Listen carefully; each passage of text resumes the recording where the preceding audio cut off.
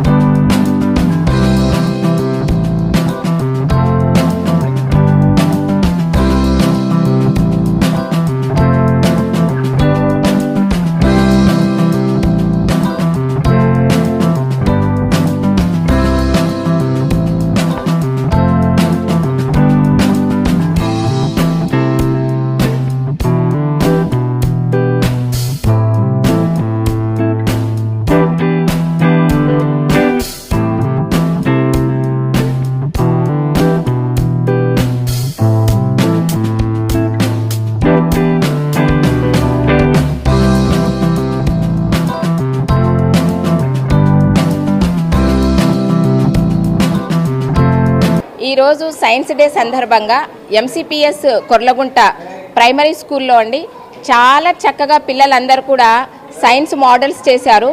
ఈ primary school దశ నుంచే వాళ్ళు ఆ మోడల్స్ చేసి అర్థం